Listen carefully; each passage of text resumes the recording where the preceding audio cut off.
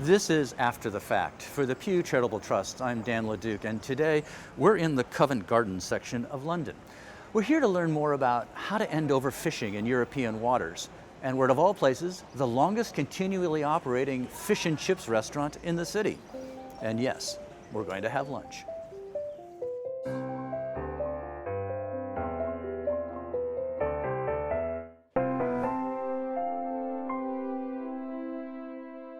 If you've ever had fish and chips in London, chances are you've eaten cod. But it wasn't so long ago scientists were starting to wonder if these fish would be around much longer. Overfishing brought cod to critically low levels in the late 2000s. With a lot of work, the number of North Sea cod has nearly tripled over the past 12 years. It's up to 118,000 metric tons. And that's this episode's data point, 118,000. For North Sea cod, there's more work to be done. Later, we'll talk about an important deadline the European Union is working to meet by the year 2020. And it's sometimes a struggle for consumers to tell if the fish they're buying is sustainably sourced. To dig deeper into this issue, we headed to one of London's most popular spots for fish and chips, or as a Londoner would call it, a chippy. We're in Rock and Soul Place, the longest continually operating fish and chips restaurant in all of London, right? Correct. Yeah. Ali and Ahmed Ziadin. How are you? Thank you for hosting us here this afternoon. You've run this place for the last 40-some years. Tell us about, first of all, what fish and chips means to Londoners. It's not just to London, it's a British national identity. Yeah. It's synonymous with the British as much as going to a pub and having a pint of beer. It's something that was a food of the people, and it was the first means for which they were able to go outside spending their money. It was the first original takeaway outside kitchen food supply that people were able to access. Right. And over time, that means people have been buying and eating a lot of fish. And more fish are being taken from the seas. You have become known for your interest in sustainable fishing. So how do you actually go about buying your fish and knowing that you're getting what you want and desire from the markets? We've been buying fish ourselves now for 40 years, and our known suppliers know our quality control. So for us, we know at discussion point if it's available, if they know our standard. If it's not what we require, they don't supply it to us. This way we won't buy from them for a period. Is it good for business to buy this kind of fish? Indeed. Yeah. Sustainability of the marketplace. So there's been a lot of fluctuations over the years as certain species tend to be overfished, and this is the problem a fisherman has. A farmer can look out to a field and he can count 20 or 30 cows that he can send to market. A fisherman puts a net over the edge of a boat. He doesn't know what he's getting until it's on the deck of the boat. And I believe that this leads to sometimes errant catches, but again, it's a situation that leads to something called bycatch, which is hugely wasteful, and that needs to be addressed in my book quite thoroughly. Are your fellow chippy owners starting to recognize this as well? Indeed, yes. It's all the top operators are following these principles, and anyone sees a good principle, one adopts it. You don't we're not belligerent to it. If you see this is how you evolve, you have to be dynamic. You have to move with the times. And again, with the British public, there's this perception, and this is our problem, that fish and chips needs to be pennies, not pounds. And people go to the supermarkets, they see what the cost of fish is, but yet when it comes to buying it from a fish and chip shop, it's meant to be much more pocket friendly for them. Right. Well, I can't wait to have lunch. Indeed. Well, let's get you some of this fare and you can see what we do with it, because we use quite a lot, so hopefully you'll find this a justified means to an end. I'm sure we will. I look forward to it. Thanks, gentlemen. Thank you.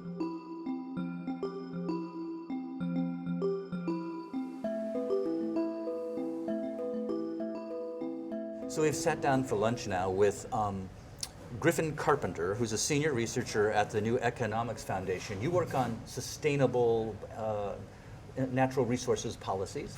And also with us is Andrew Clayton, who runs Pew's work to end overfishing in Northwest Europe. You're both based here in London, and food will be arriving any minute. You know, every episode that we do has a data point, and the one that we're sort of focusing on for this one is that North Sea Cod has been able to sort of triple its stock over, say, the last decade.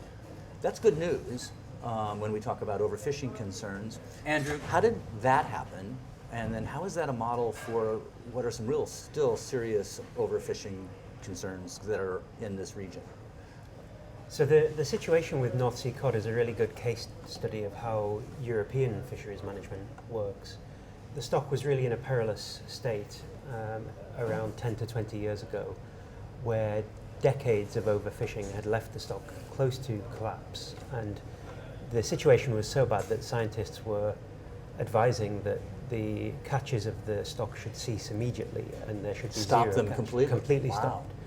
Stopped at its worst. And the size of the stock hit rock bottom around 2006, where the scientists assessed that there were about 44,000 tons of cod in the North Sea, and this was the lowest it had been measured.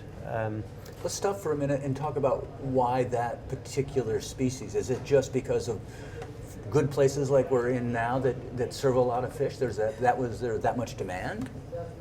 Yeah, I mean, it's a staple of British cuisine and many other European countries, and the North Sea is it's an area with quite a lot of fishing activity for many different species, and I think since the Second World War, the level of fishing pressure in the North Sea had steadily risen through the course of the last century, the last half of the last century.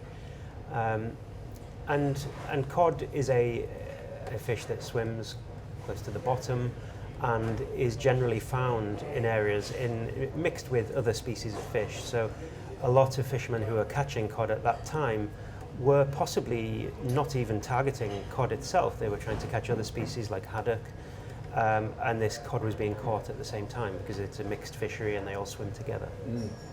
Griffin, this realization in about 2006 or so, prompted what? What happened next? Well, some of the immediate measures were reducing the amount of quota. So there's a limit on the amount of fish that can be caught each year, let's say 10,000 tons, and this is the quota limit, and that's divided amongst the various fishers.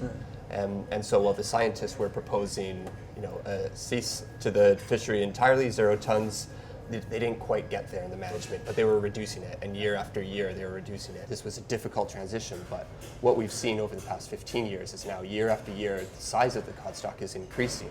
So we were able to turn a poster child or a poster fish of disaster into a poster child of recovery. That's an amazing story, because sometimes in the environment you hope for change and you're not always sure you can quantify it. But in this case, that's what happened. You were able to actually invoke some policies and pretty quickly see change. Yeah, you're exactly right.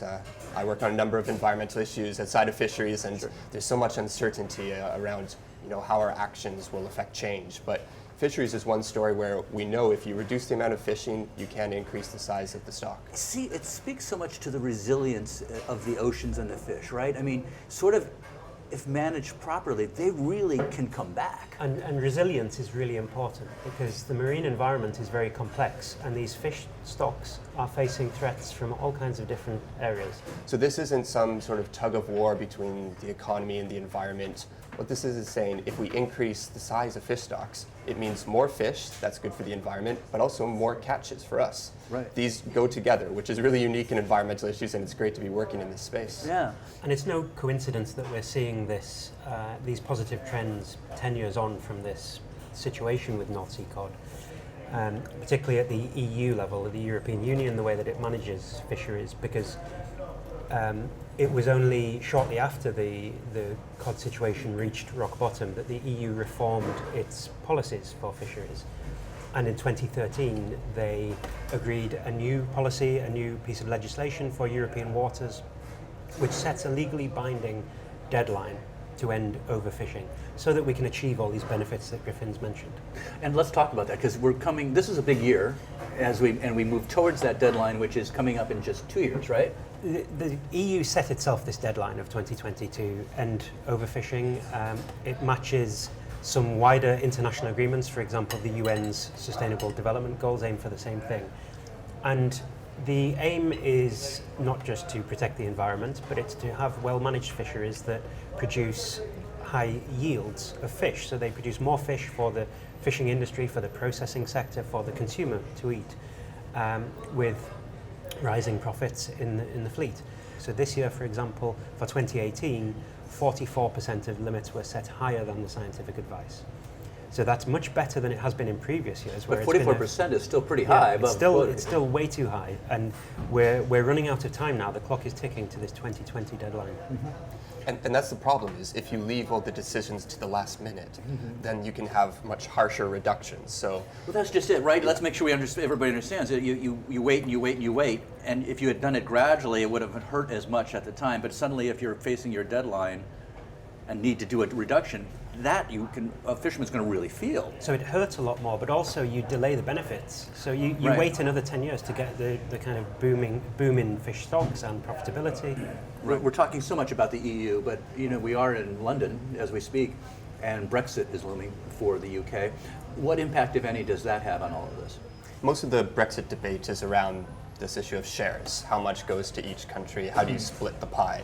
But really, from a sustainability perspective, the same question arises: is how large is the pie? Is it 10,000 tons or 12,000 tons?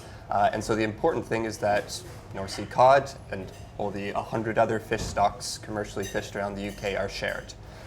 They're inevitably going to require decisions made with our neighbors, Ireland, Belgium, France, etc. And so there will be some sort of framework where we set catch limits, and those need to be sustainable. You can't have one side fishing too much, or it erodes the fish stock for everybody. But you noted that the UK fishing fleets are starting to see some benefit of this sustainability, right? They want to see some progress continue. That's a hopeful sign. Yes, so certainly around the Brexit process, the UK fleet has been emphasising they don't want to lose those gains, and this is good for their business. And the UK government also is emphasising it wants to be a world leader in its fisheries management. So the UK is well placed to get this policy over the finishing line and to manage fisheries well in the future. Aha, please come join us. We've been looking forward to this. Regular code for you. Thank you. Fantastic. Enjoy. Oh, thank you so much. All right, we're having a fascinating conversation, but we have to take a break and try some of this. Okay, well, we need lots of salt and vinegar. Salt and vinegar, okay, let's do this. And when it's sustainable, does it taste better? In your soul. In your soul, I like that. Well, Andrew Griffin, thanks so much for joining us. And now let's eat before the fish gets cold. Absolutely.